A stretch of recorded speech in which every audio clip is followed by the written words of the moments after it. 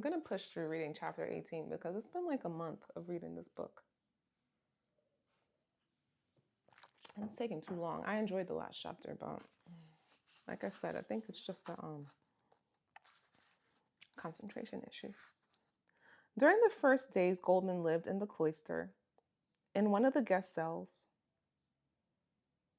then, at his own request, he was given a room across the forge, in one of the administrative buildings that surrounded the main yard like a marketplace. His homecoming put him under a spell so violent that he himself was astonished by it. Outside, the abbot, no one knew him here. Outside the abbot, no one knew him here. No one knew who he was. The people, monks as well as lay brothers, lived a well-ordered life and had their own special occupations and left him in peace. But the trees of the courtyard knew him. The portals and windows knew him. The mill and water wheel, the flagstones of the corridors, the wilted rose bushes in the arcade, the stork's nests on the refectory and granary roofs. From every corner of his past, the scent of his early adolescence came toward him, sweetly and movingly.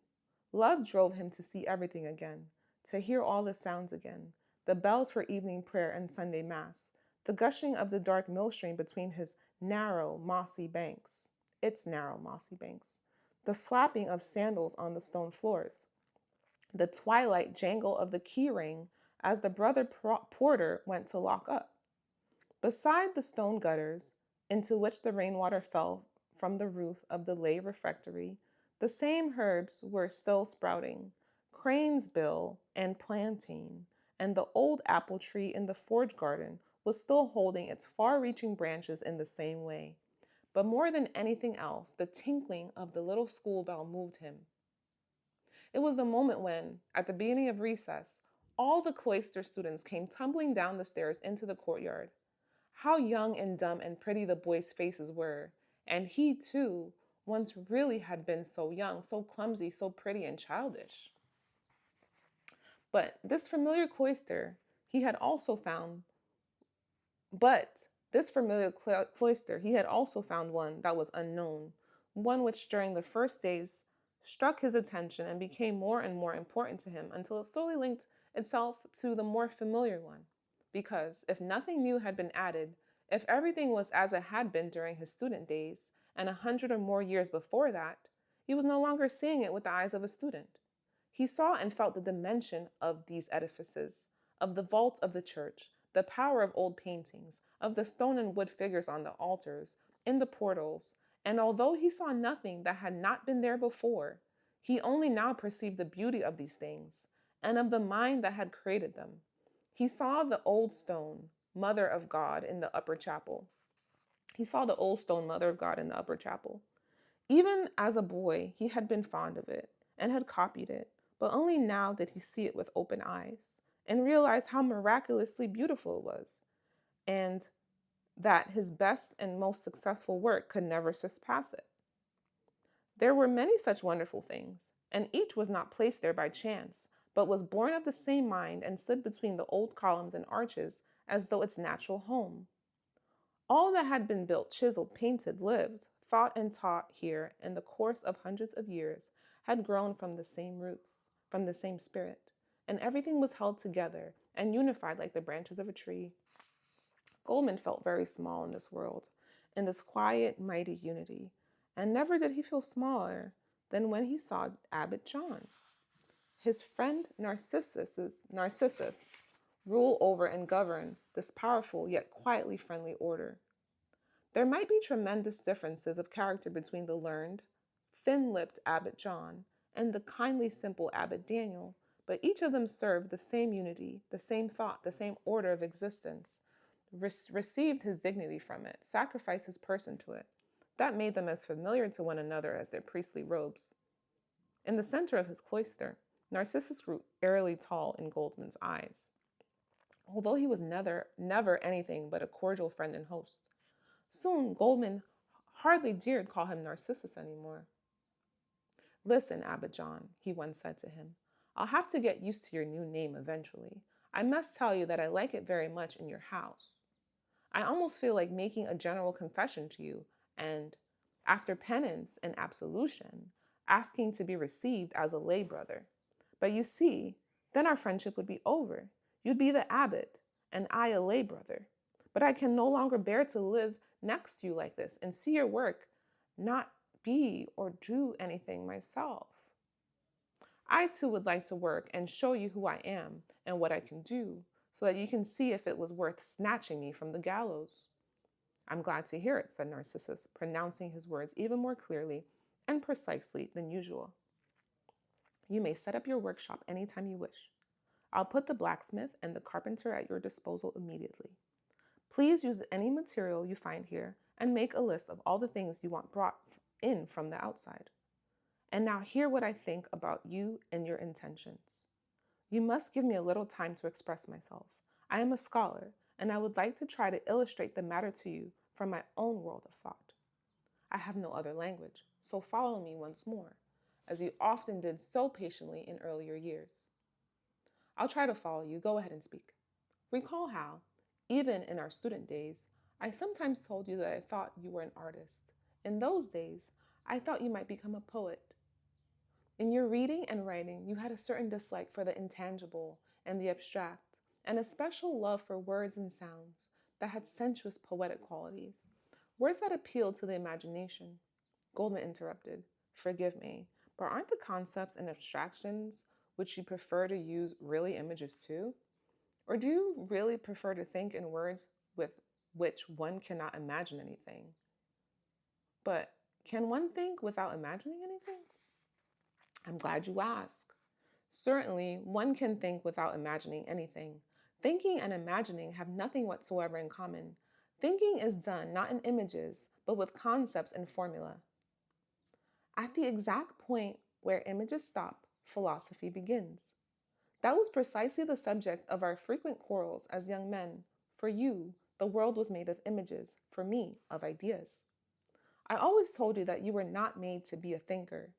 And I also told you that this was no lack since, in exchange, you were a master in the realm of images.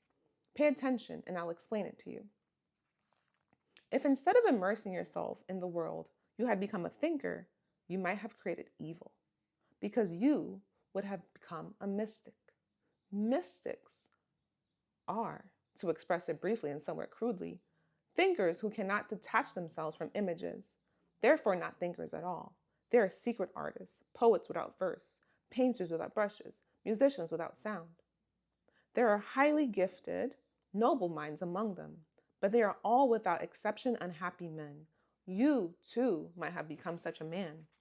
Instead of which, you have, thank God, become an artist and have taken possession of the image world in which you can be a creator and a master, instead of being stranded in discontentment as a thinker. I'm afraid, said Goldmund, I'll never succeed in grasping the idea of your thought world, in which one thinks without images. Oh, yes, you will, and right now. Listen. The thinker tries to determine and to represent the nature of the world through logic.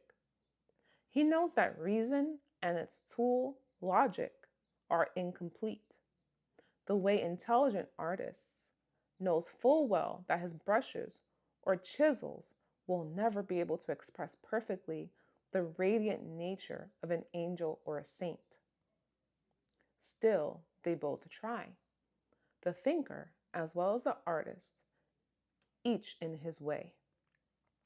They cannot and may not do otherwise.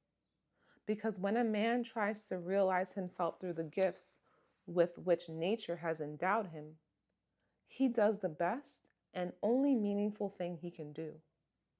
That's why, in former days, I often said to you, don't try to imitate the thinker or the ascetic man, but be yourself. Try to realize yourself. I understand something of what you say, but what does it mean to realize oneself? What is it, Maslow? Who was the guy, the self-realization guy? I can't remember right now. It was a philosophical concept. It is a philosophical concept. I can't express it in any other way. For us disciples of Aristotle and St. Thomas, It is the highest of all concept, perfect being. God is perfect being. Everything else that exists is only half, only a part, is becoming, is mixed, is made up of potentialities. But God is not mixed. He is one. He has no potentialities, but is the total, the complete reality. Whereas we are transitory, whereas we are transitory, we are becoming, we are potentials. There is no perfection for us, no complete being. But wherever we go, from potential to deed, from possibility to realization, we participate in true being, become, by a degree, more similar to the perfect and divine. That is what it means to realize oneself. You might know this from your own experience, since you're an artist and have made many statues. If such a figure is really good, if you have released a man's image from the changeable and brought it to pure form, then you have, as an artist, realized this human image. I understand. You see me, friend Goldman, in a place and function where it is made rather easy for me to realize myself. You see me living in a community and a tradition that corresponds to me and furthers me. A cloister is no heaven. It is filled with imperfections. Still, a decently run cloister life is infinitely more helpful to men of my nature than the worldly life. I don't wish to speak morally, but from a merely practical point of view, pure thinking, the practice and teaching of which is my task, offers a certain protection from the world. It was much easier for me to realize myself here in our house than it would have been for you.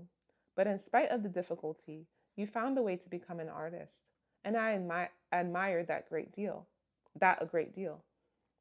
Your life has become much harder than mine. This praise made Goldman blush with embarrassment, and also with pleasure. In order to change the subject, he interrupted his friend. I've been able to understand most of what you wanted to tell me, but there is one thing I still can't get through my head. The thing you call pure thinking. I mean, your so-called thinking without images and the use of words with which one cannot imagine anything. Well, you'll be able to understand it with an example. Think of mathematics. What kind of images do figures contain? Or the plus and minus signs? What kind of images does an equation contain? None. When you solve a problem in arithmetic or algebra, no image can help you solve it. You execute a formal task within the codes of thought that you have learned. He's never heard of Common Core. And all the drawing of pictures. That's what I was thinking when I read it. Yeah, I wish that were true. That's right, Narcissus. If you give me a row of figures and symbols, I can work through them without using my imagination. I can let myself be guided by plus and minus, square roots, and so on, and solve the problem. That is, I once could. Today I can no longer do it. But I can't imagine that solving such a formal problem can have any other value than exercising a student's brain. It's all right to learn how to count, but I'd find it meaningless and childish if a man spent his whole life counting and covering paper with rows of figures. You're wrong, Goldman. You assume that this zealous problem solver continuously solves problems a teacher poses for him. But he can also ask himself questions. They can arise within him as compelling forces, right? That's true. That's how Pythagoras, right? I'm thinking of isn't he like the great mathematician or something? Can't. There are a lot of great mathematicians who just thought of questions and thousands of years ago determined such cool things just because they asked themselves questions. As a man must have measured and puzzled over much real and much fictitious space mathematically before he can risk facing the problem of space itself. Well, yes, but attacking the problem of space with pure thought does not strike me as an occupation on which a man should waste his work and his years. The word space means nothing to me and is not worth thinking about unless I can imagine real space, say the space between stars. Now, studying and measuring star space does not seem an unworthy task to me. Exactly. Smilingly, Narcissus interrupted. You are actually saying that you have a rather low opinion of thinking, but a rather high one of the application of thought to the practical visible world. I can answer you. We lack no opportunities to apply our thinking, nor are we unwilling to do so. The thinker Narcissus has, for instance, applied the results of his thinking 100 times to his friend Goldmund, and as well as to teach of his monks, and does so at every instant. But how would he be able to apply something if he had not learned and practiced it before? And the artist also constantly exercises his eye and imagination, and we recognize this training, even if it finds realization only in a few good works. You cannot dismiss thinking as such and sanction only its application. The contradiction is obvious, so let me go on thinking and judge my thoughts by the results, as I shall judge your art by your works.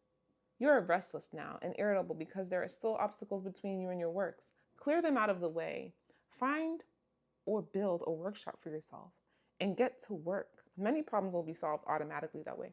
I guess this is a portion of the book where everybody's like, oh, it's such a great philosophical discussion. And that section of the book is definitely worth rereading.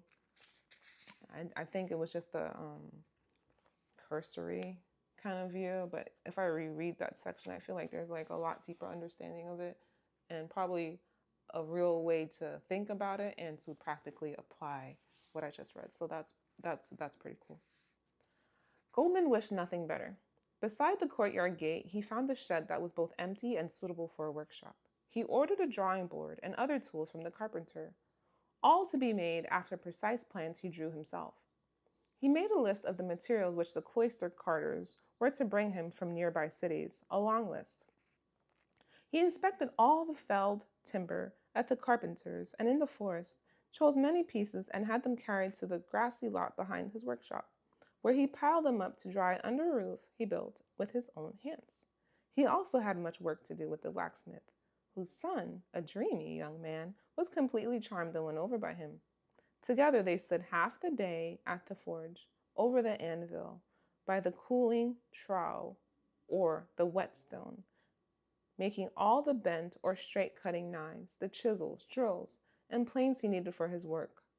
The smith's son, Heinrich, an adolescent of almost 20, I like that name, Heinrich, became Goldmund's friend. He helped him with everything and was full of glowing interest and curiosity. Goldmund promised to teach him to play the lute, which he fervently desired, and he also allowed him to try his hand at carving.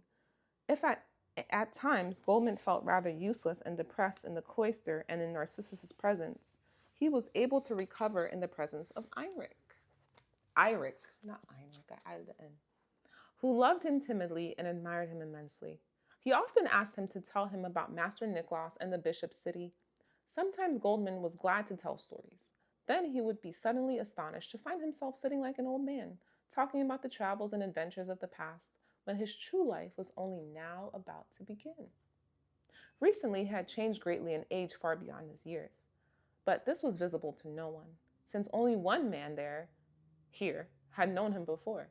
The hardships of his wanderings and unsettled life may already have undermined his strength, but the plague and its many horrors, and finally his captivity at the Count's residence, and that gruesome night in the castle cellar had shaken him to his roots. And several signs of these experiences stayed with him: gray hair in his blond beard, wrinkles on his face, periods of insomnia, and occasionally a certain fatigue inside the heart, a slackening of desire and curiosity, a gray, shallow feeling of having had enough, of being fed up. During preparations for his work, during his conversations with Heinrich, it's not Heinrich, it's Eric, it's Erich, or his pursuits of the blacksmiths and the carpenter, he grew vivacious and young, and all admired him and were fond of him.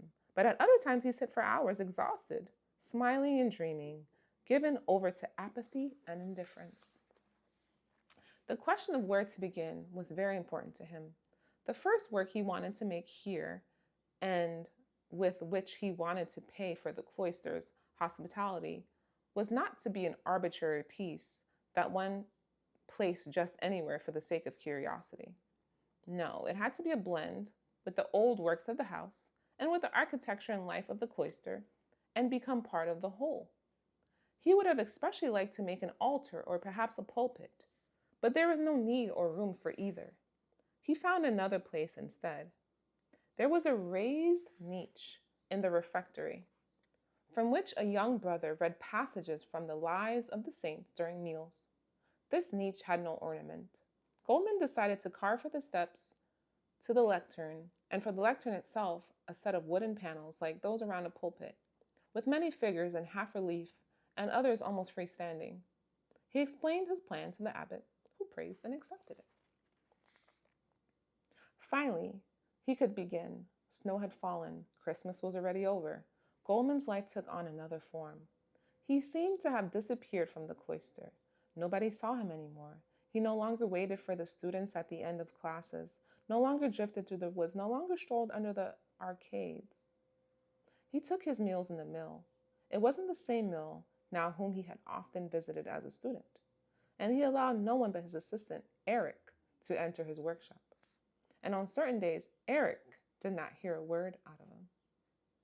For his first work, he had long since thought out the following design. It was to be in two parts, one representing the world, the other the Word of God. The lower part, the stairs, growing out of a sturdy oak trunk and winding around it, was to represent creation, images of nature, and of the simple life of the patriarchs and the prophets. The upper part, the parapet, would bear the pictures of the four apostles. One of the evangelists was to have the traits of the blessed Abbot Daniel, another those of blessed Father Martin, his successor, and the statue of Luke was to eternalize Master Nicholas. He met with great obstacles, greater than he had anticipated.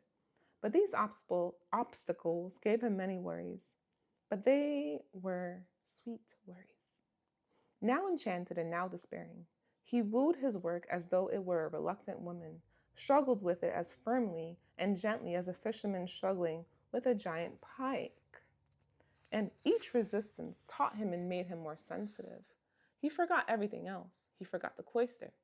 He almost forgot Narcissus. Narcissus came a number of times, but was only shown drawings. Then one day, Goldmund surprised him with a request that he hear his confession. He could not bring himself to confess before. He admitted, I felt too small, and I already felt small enough in front of you. Now I feel bigger. Now I have my work, and I'm no longer a nobody. And since I'm living in a cloister, I like to submit myself to the rules. Now he felt equal to the task and did not want to wait a moment longer. Those first meditative weeks at the cloister, the abandonment of all the homecoming, all the memories of youth, as well as the stories Eric asked from him, had allowed him to see his life with a certain order and clarity. With solemnity, Narcissus received his confession. It lasted about 2 hours. With a mobile face, the abbot listened to the adventures, sufferings, and sins of his friend, posed many questions, never interrupted, and listened passively, also to the part of the confession in which Goldmund admitted that his faith in God's justice and goodness had disappeared. He was struck by the many admissions of the confessing man. He could see how much he had been shaken and terrified, how close he had sometimes come to perishing. Then again, he was moved to smile, touched when he found that his friend's nature had remained so innocent. When he found him worried and repentant because of impious thoughts, which were harmless enough compared to his own dark abyss of doubt. To Goldmund's surprise, to his disappointment even, the father confessor did not take his actual sins too seriously, but reprimanded and punished him unsparingly because of his neglect in praying, confession, and communion. He imposed the following penance upon him: to live moderately and chastely for a month before receiving communion, to hear early Mass every morning, and to say 3 Our Fathers and 1 Hail Mary every evening. Afterwards, he said to him, I exhort you, I beg you not to take this penance lightly. I don't know if you can still remember the exact text of the Mass. You are to follow it word by word and give yourself up to its meaning. I will myself say the Our Father and a few canticles with you today, and give you instructions as to the words and meanings to which you are to direct your particular attention. You are to speak and hear the sacred words, not the way one speaks and hears human words. Every time you catch yourself just reeling off the words, and this will happen more often than you expect, you are to remember this hour and my exhortation. And you are to begin all over again and to speak the words in such a way as to let them enter your heart. And I'm about to show you. As I'm about to show you. Whether it was a beautiful coincidence or whether the abbot's knowledge of souls was great enough to achieve it, a period of fulfillment and peace came for Goldmund from his confession and penance. It made him profoundly happy. Amid the many tensions, worries, and satisfactions of his work, he found himself morning and evening, released by the easy but conscientiously executed spiritual exercises, relaxed after the excitements of the day, his entire being submitted to a higher order that lifted him out of the dangerous isolation of the Creator and included him as a child in God's world.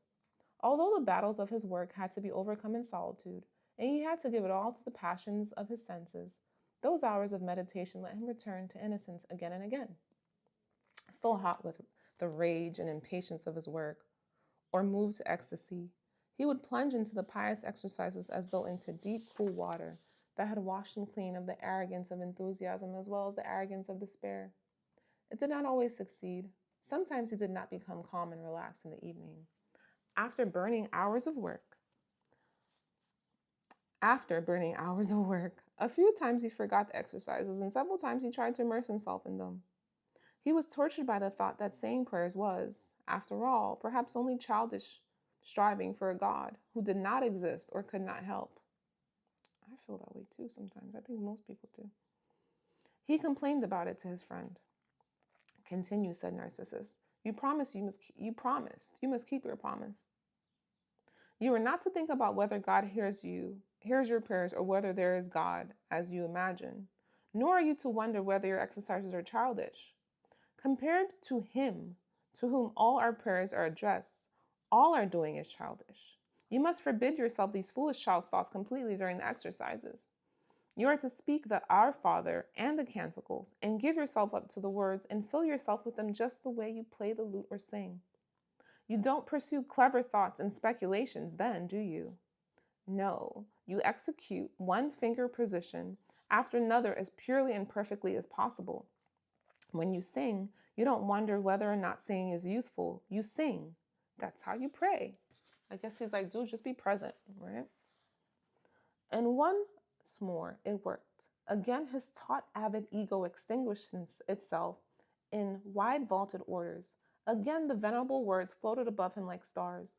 With great satisfaction, the abbot saw Goldmund continue his daily exercises for weeks and months after his period of penance was over and after he had received the holy sacraments. In the meantime, Goldmund's work advanced. A small surging world grew from the thick spiral of the stairs. Creatures, plants, animals, and people. In the midst stood Noah, between grape leaves and grapes. The work was a picture book of praise for the creation of the world and its beautiful, free in expression, but directed by an inner order and discipline. During all these months, no one but Eric saw the work. He was also allowed to execute small tasks and thought of nothing but becoming an artist himself. But on certain days, not even he was allowed to enter the workshop. On other days, Goldmund took his time with him, showed him a few things and let him try, happy to have a believer and a disciple. If the work turned out successfully, he might ask Eric's father to release the boy and let him be trained as a permanent assistant. He worked at the statues of the evangelists on his best days, and everything was harmonious, and no doubts cast their shadows over him. It seemed to him that he was most successful with the figure that bore the traits of Abbot Daniel. He loved it very much. The face radiated kindness and purity. He was less satisfied with the statue of Master Nicholas, even though Eric admired it most of all. The figure revealed discord and sadness. It seemed to be brimming over with lofty plans for creation, and yet there was also a desperate awareness of the futility of creating and mourning for a loss of unity and innocence. When Abbot Daniel was finished, he had Eric clean up the workshop. He hid the remaining statues under a cloth and placed only one figure in the light. Then he went to Narcissus, and when he found that he was busy, he waited patiently until the next day. At the noon hour, he took his friend to see the statue. Narcissus stood and looked. He stood there taking his time examining the work with the attention and care of a scholar. Goldmund stood behind him in silence, trying to dominate the tempest in his heart. Oh, he thought, if one of us does not pass this test, it will be bad. If my work is not good enough, or if he cannot understand it, all my working here will have lost its value. I should have waited longer.